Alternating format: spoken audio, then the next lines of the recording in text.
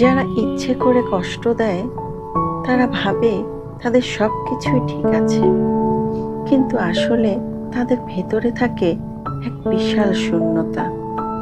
মানুষের রূপে জন্মালেই মানুষ হওয়া যায় না। মানুষ হওয়ার জন্য বিবেক দরকার, অন্যের অনুভূতি বোঝার ক্ষমতা দরকার। যাদের ভেতরে সহানুভূতি নেই তারা অন্যের কষ্টকে খেলনা মনে করে।